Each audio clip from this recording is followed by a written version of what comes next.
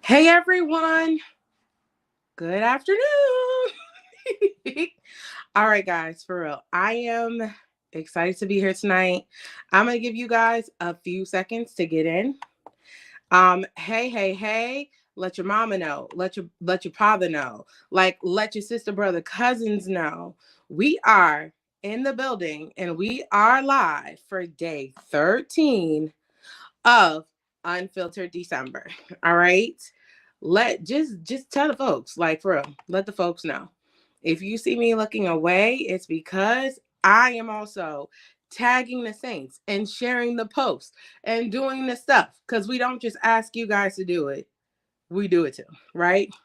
So come on, come on in the room.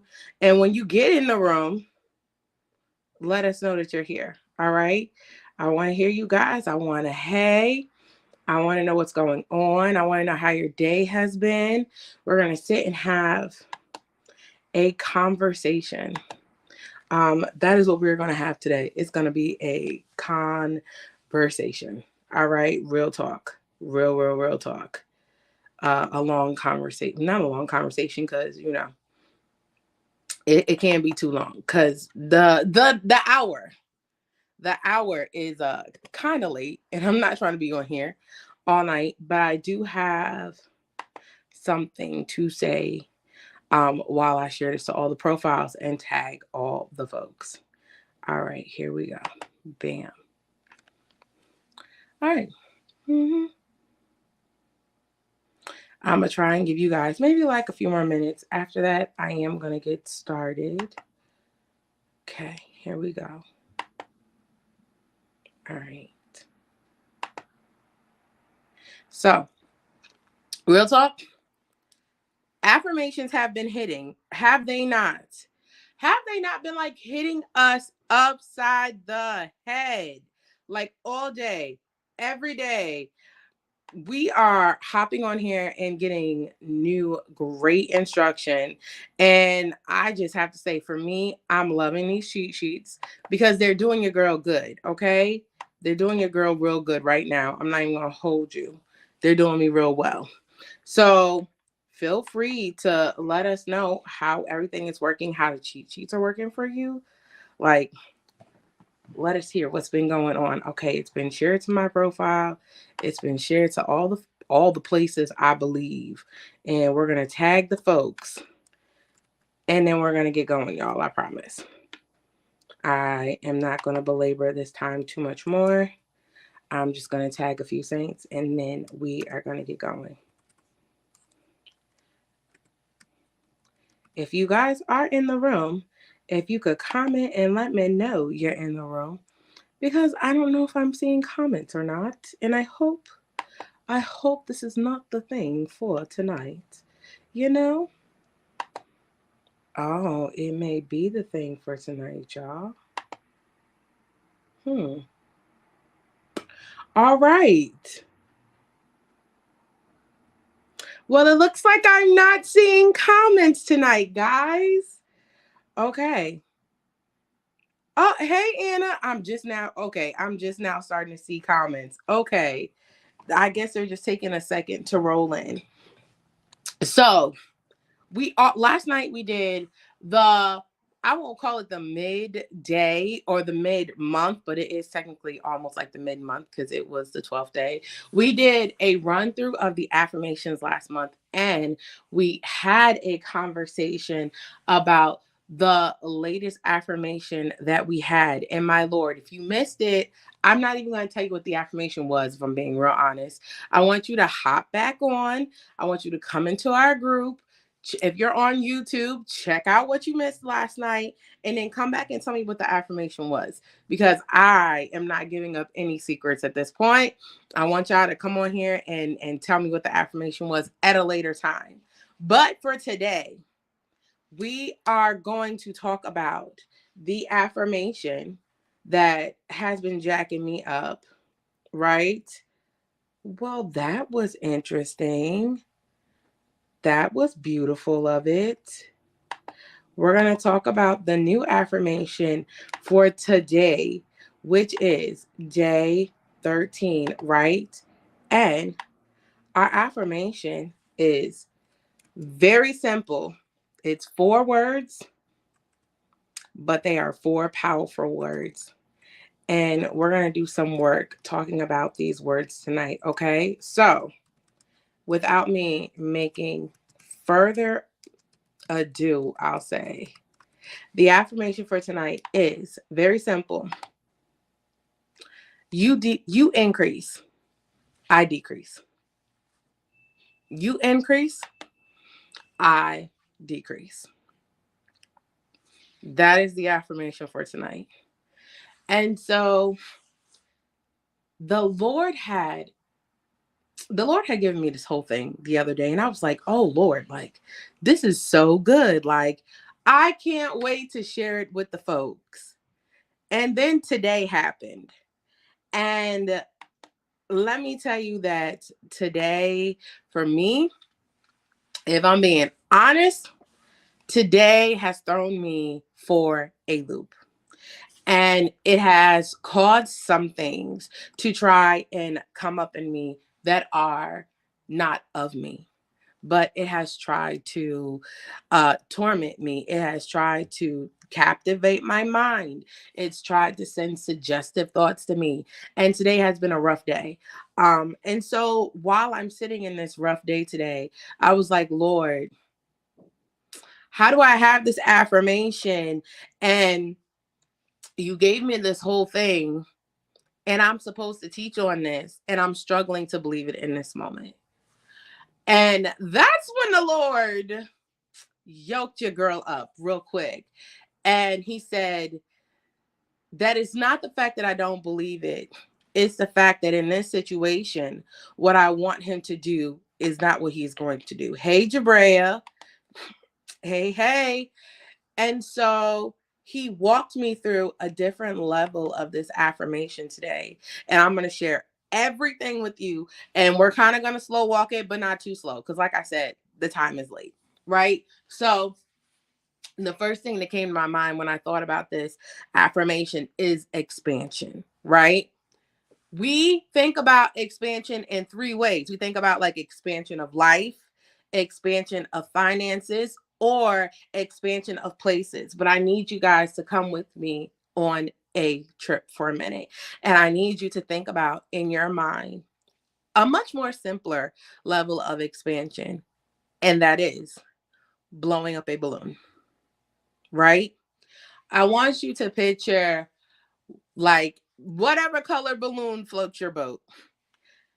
And as you go to put that balloon up to your mouth, up to a balloon maker, for some of us who don't blow up balloons like that, but anytime we go to blow up a balloon and we use our body to blow up the balloon, as in like we put the balloon to our mouth and we blow it,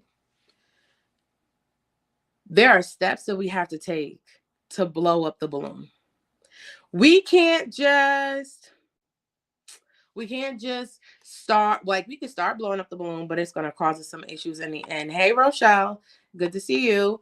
So what we have to do first is we have to take a deep breath, or most of us should take a deep breath, I should say. We're going to take a deep breath.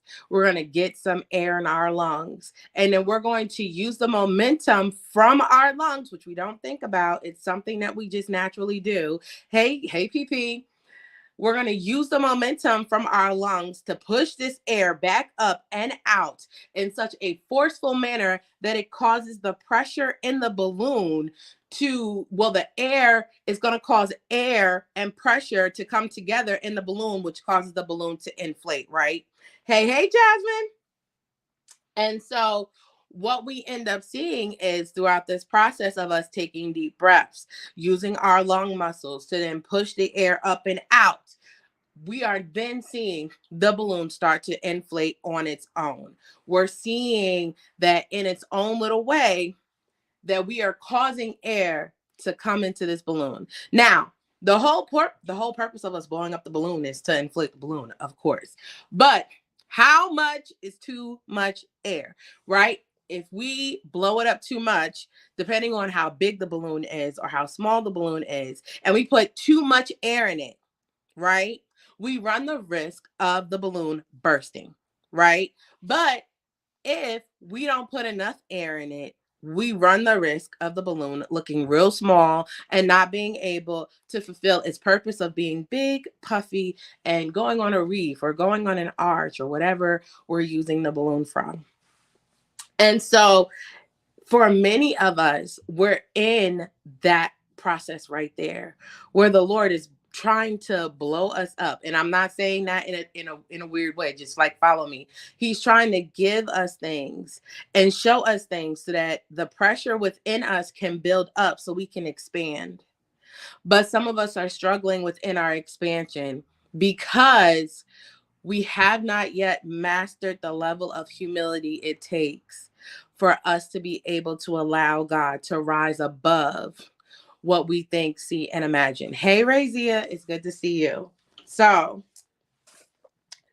literally, we see this balloon rising, or we see us coming into this new season of our life, this new area of our life, and we're trying to figure out just how God can get the glory from this season, right?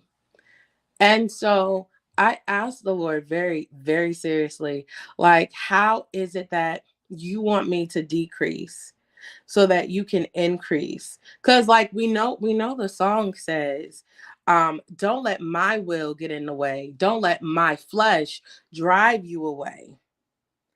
But we can say those things and not know what it means practically and in real time.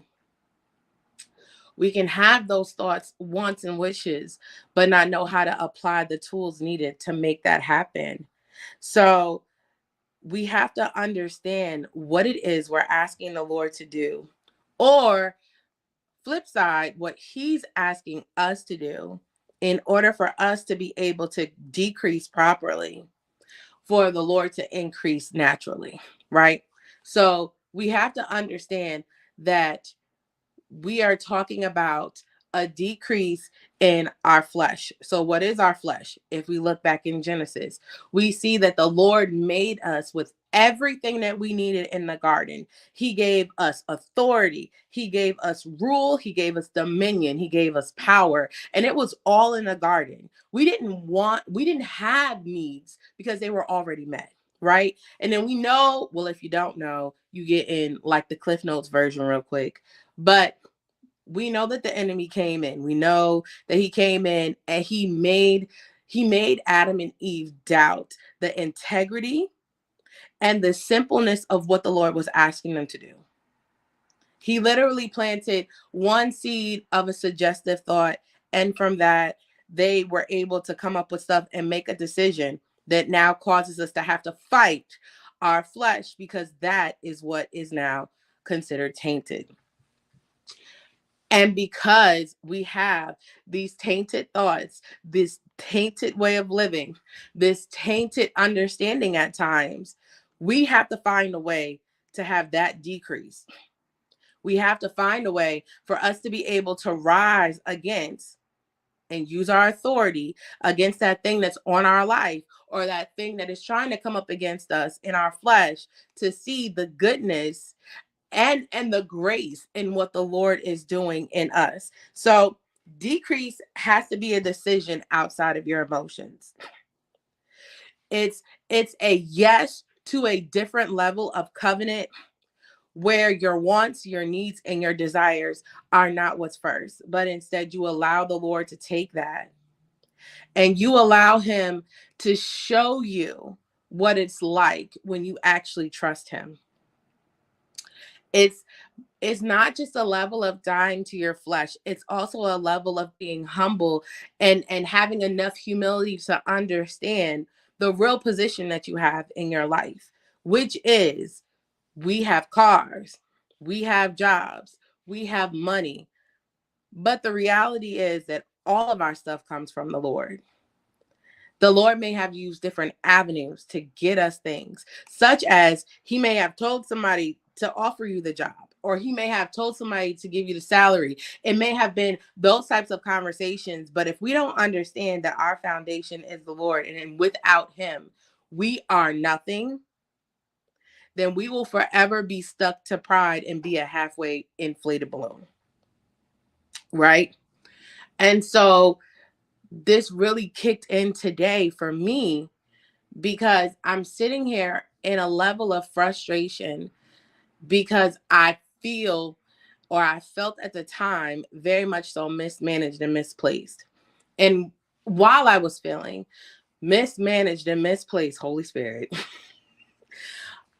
I literally started having thoughts, and I had thoughts that were not of the season that I'm in. They did not even look like or sound like the God that I serve, but they were more so thoughts of, well, this is going to happen. Well, how could you let this happen? I don't understand why this is going on. Or I've done everything correct. Like I followed the plan and I've crossed every I and I've dotted every T, and I just don't get why I'm still experiencing this level of things this late in the game. And the Lord had to stop me in all of my frustration today and show me how, even with that frustration being what's prevalent now, the peace of God is what has been restorative all day. Where I may have had little moments of, oh, I want to do this, or oh, I want to get back like this, or oh, I want to say this, or oh, maybe I should do this. It was the peace of God that kept me level headed today. It was the peace of God that allowed me to be able to stop and say, I need to communicate with my community what's going on. It was the peace of God that allowed me to step outside of my box and actually have conversations regarding about not how I'm angry because I'm not angry, not how I'm sad because I'm not sad, but how I literally feel mismanaged. And it was that peace that gave me language today. But I would not have been able to experience any of this if I didn't strip myself before all of this stuff decided to break loose today, and go to the Lord very earnestly and say that I can't do this without you. I can't do a second, a minute of a day without you. And it's not because I've arrived at a place. It's because that I have this understanding that at the end of the day, no matter how I function or no matter how I do stuff, if I don't submit it all to the Lord, then how can I say that I'm even willing to really decrease? And so for me, today was the day that made me realize just how much I have to decrease in order for him to decrease and show. Because probably if you saw me today on the outside, you would have been like, oh, she don't look too bad. She doing real good. And I was not. But it was the covering of the Lord that allowed me to be able to walk through today the way that I did. And so maybe for you, it wasn't the situation, of course, but think back on the last year of your life. If not, some of us don't even need to think back a year, but think back on the last 30 days of your life.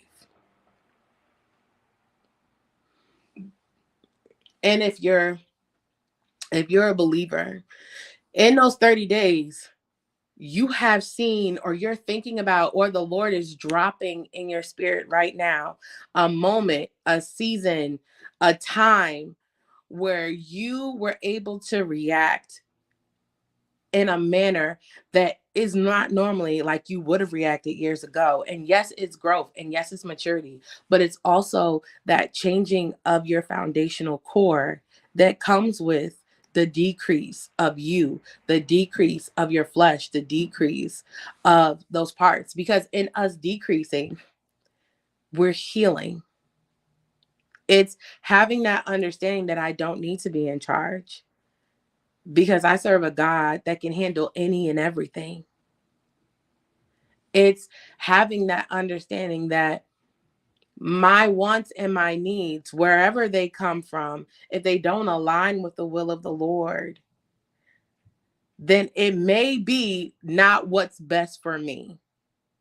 And if the Lord didn't put it on my heart, then there's something better out there for me. But like, you're not able to get to that part if pride has your eyes blinded. And pride is keeping you so bound that you're not able to see in front of you the goodness of the Lord on a daily basis. I am not gonna cry. I may cry. Yeah, like, okay, y'all, if I cry, like, y'all just not gonna act like I cried. Okay, that's it. But if you're bound by pride, or you're bound by those situations that have come to distract you, then you're not able to see the goodness of the Lord in the shifting of the core and the shifting of your stride. And so we always, like, we want to decrease, like, we want the Lord to be glorified in what we do. We want our hearts to truly be sanctified and purified and only speak the things of the Lord. But there are times when the only time that we can really see that is when the Lord puts us into the fire. And sometimes we have this understanding, because this is what many of us were taught. Like, we're always taught, like, the Lord is, like, we're in the fire because he's pruning us. We're in the fire because he's molding us. We're in the fire because he's shaping us. But the other half of it is that in the fire is sometimes where you get the realization about yourself. In the fire, with your back up against the wall, with the tormentor down your throat, that's when you really see what the Lord has done.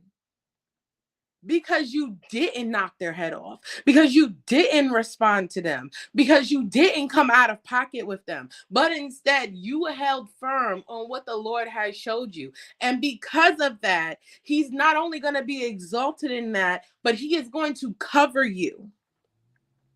He is going to protect you, because you are now you're not only saying it, but you're living it.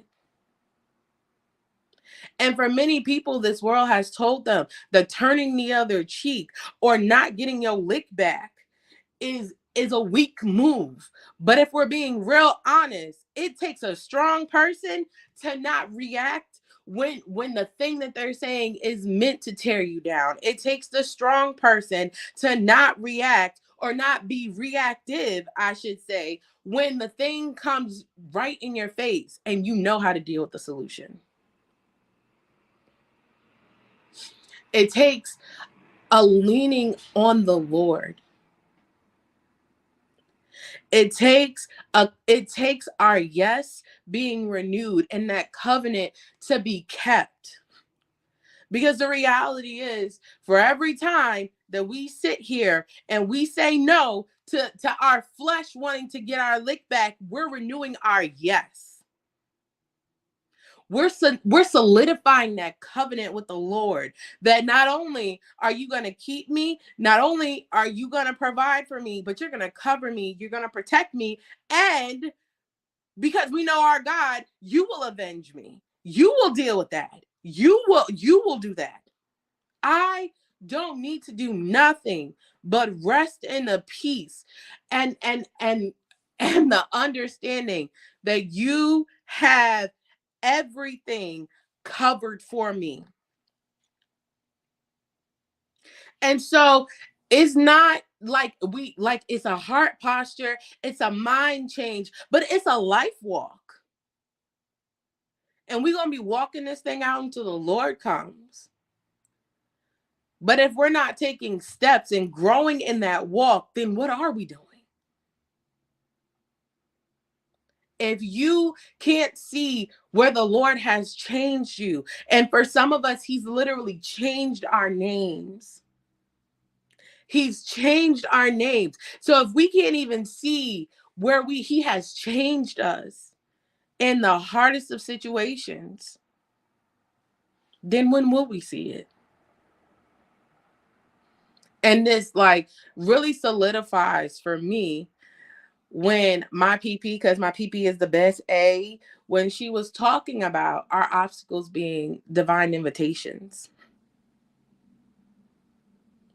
Because the reality is, if we think about every hard thing, it helps us to renew our yes. It invites us into Him deeper. And then when we decide to take that route with Him, He gives us favor, He gives us love, He gives us comfort. Some things don't even hit us, they don't pass us. Like they literally pass over us. We don't feel the effect of it. And on top of all of that, once He's done that, He says, let me show you. Let me show you how beautiful you are. My God. Let me show you how awesome you are. Let me show you how wonderful you are. Right? He says, let me show you what your hard work is actually doing. And then after that, He says, I'm going to give you a gift. And who else do we know that does that? Who else do we know that will cover us, keep us, protect us, supply everything for us? And then when the thing comes and we say no to our flesh, He loves on us, lets things pass over us, and then gives us a gift. It's a sweet deal, if you ask me. Especially when life starts to life and the trials try to trial and the tribulating starts really tribulating. It's a great deal to know that I'm never walking this alone. But because I decided to make a strong surrender and submit, that there is a clear path for me. And it may not always be clear to me because it's not always my business, but it is clear to the one who created the path. And so it's like a parent. It's like a great parent who, for a fact, you can wake up in the morning and not, like, real talk, some of us as kids never even worried about our next meal, where our clothes were coming from, how we were waking up in the morning, excuse me, how we were getting to school. Some of us never had a care in the world. And for some of us, we were so oblivious to the things that other people went through because our parents loved on us so well that we didn't see anything. And for those of us who didn't experience that, we have a God who will do just that. He will set it up for us to be able to just not walk around oblivious, because we ain't doing that in this day and age, but to walk around so carefree because everything is already taken care of. And we don't see things with our natural eye and say, oh, it's taken care of. We see things, we believe things, and we command it down with our spiritual eye. That even if it's not here, it's here. But the Lord can't do any of this. The Lord can't do none of this if He's in competition for us to be seen, or Himself. He can't do any of this if, while He's trying to inflate us, we're inflating ourselves, we're allowing our flesh to win, we're not submitting ourselves, we're not consecrating, we're not keeping our mind stayed on the Lord. We're not doing any of that, but instead we're feeding our flesh. We're not consecrating. We're looking at whatever, saying whatever, doing whatever. Then what's going to happen? We're going to burst. And it won't be us bursting forth. But we are going to be so puffed up from our flesh that we will burst. And then we'll go to the Lord and we'll want him to pick up the pieces. And because he is a gracious God, he will. But you also are going to have to suffer those consequences for what that looks like. So before we get to that place, before we get there, let's submit to what the Lord is doing. Let's decrease. And let's decrease ourselves before the Lord has to decrease us. Let's take the time out and figure out what those areas are that the Lord is calling us to. And like if you are a believer, you know the areas because the Lord been talking to you about these areas. He been throwing things in your face. He been telling you, he been sending people to confirm it in you, like you know what time it is. So let's not do that. Okay. You know what it is. It's that thing that you don't want to get rid of. It's that person that you don't want to sacrifice. It's that relationship that you know ain't no good that needs to go. If you're in season of transition, it's that thing that reminds you of your last season. Because you don't need no reminders going into the new. Just saying. It's that thing. And this week, we're going to look that thing in the face and tell that thing it has no power. And that we are willingly going to let it go to make room for the expansion. Because when the Lord is increased in us and we are decreased, right? Anything and everything is possible.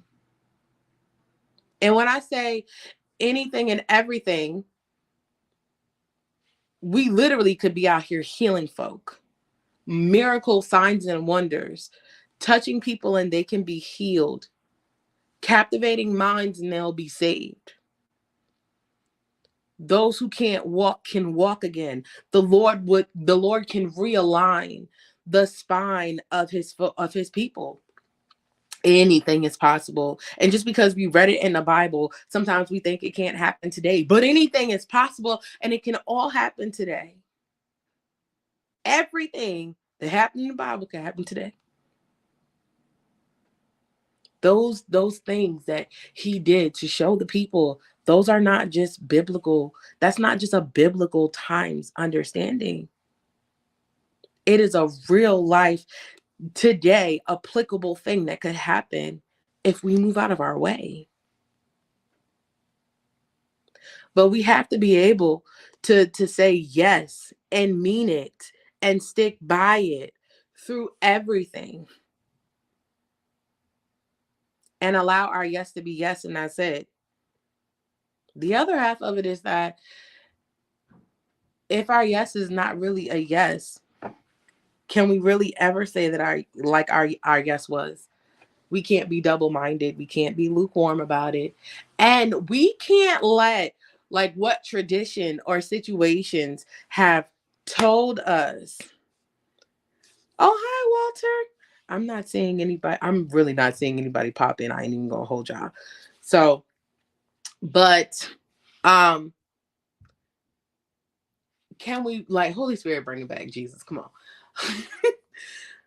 We can't be double-minded and we can't be lukewarm and we can't let tradition or situations dictate how we are going to move forward, especially if the Lord has called us to different.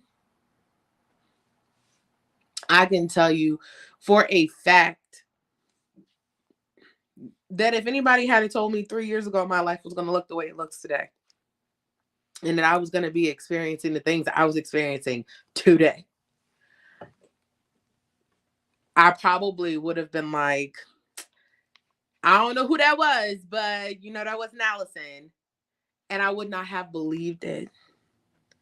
I would have had such a hard time seeing myself as this person who not only teaches the word, speaks the word, will prophesy the word, will see stuff, but also will hear things and be able to properly interpret But I also would not have seen myself as the person I am with the personality I have, because this is something that was dormant for a very long time. And it was something that I never thought was coming back out. But the moment that I decided to take a chance on the Lord, to expose my weak areas, to have the tough conversations with myself, and to shed light on those attacks within my community, that's when the Lord was like, I got her. Let me show her to y'all. And it was not until then when I truly gave up everything. And like, cause like we give up stuff, but then like we don't really give it up when you really, really give it up. When I truly gave up those things, the Lord was like, I can trust her. Let me expand her to show her some other things. And for those who struggle with identity, it's the same principle. For some of us, our expansion in the Lord could be waiting on Him or us accepting what He has put on our lives. Because it's one thing for somebody to tell you that you're a minister, or it's one thing for somebody to tell you that you're a prophet, and then there's another thing for you to actually believe it, accept it, claim your authority seat, and walk in it. It's a whole nother principle. And for some of us, the Lord has sent people to confirm what you've seen in yourself, and you're not ready to accept it yet. So the Lord is like, I know I can trust them, but they're not ready yet. I need them to understand who they are, so that when I send them out and somebody tells them differently, because they did it with Jesus, they tried to tell Jesus he wasn't Jesus, and Jesus had to stand on who he was 10 toes down. Otherwise, how many people would not have been saved if the Lord actually listened to, if Jesus actually listened to the naysayers? So the Lord is not going to send you out, and He's not going to be able to expand you. My God, if you are not ready, or if you are not accepting of your own identity, He just wants to love on us. He wants to increase us. He wants to expand us. He wants us to do all of these things that He's called us to. He knows your wants, your needs, and everything's in between. And He wants to do that. But He can't do that if there are other things taking up space. If you try to blow up a balloon with marbles in it, then literally those marbles are going to work against you in blowing up the balloon. It's the same thing when we decide to own situations, places, and things outside of the will of the Lord for us, or things that have happened to us that the Lord wants to walk us through or bring us through, but instead we've decided to own it when it was never ours to own, when it was an attack or a distraction, and the Lord is now flipping it for our good, but we can't see that because we've chosen to own it. And so He wants those things from us. He wants to give us a new understanding. He wants to give us a new thought process. He wants to give us a new way of living, thinking, and breathing. He wants to expand you. But you have to decrease in order for Him to do it. And if you're not willing to decrease, are you willing to handle the consequences of being broken or busted, and what it looks like when the Lord has to pick up those pieces? So your homework is literally to sit with the Lord and look for those places, those spaces, those things. Ask Him how He wants you to decrease in those areas, and then do it. Don't wait. and watch what the Lord does in those areas for you. And when I say what he does, like I know there will be a level of miraculous healing there. Because when we take one step, the Lord will take leaps and bounds for us. When we do our part, the Lord's going to show up, show out. Like, that's always been the thing. When we actually show up and do the work that we're supposed to do, he will show up, show out, blow our minds, change the narrative, wipe the debt, handle all the business. But we also have a part to play to make sure we're doing that. And so that is all I have tonight. Our affirmation for tonight is you decrease, you increase, I decrease. All right, ladies, thank you for hanging out with me super late. I appreciate you guys. And we will see you another day. Have a good night.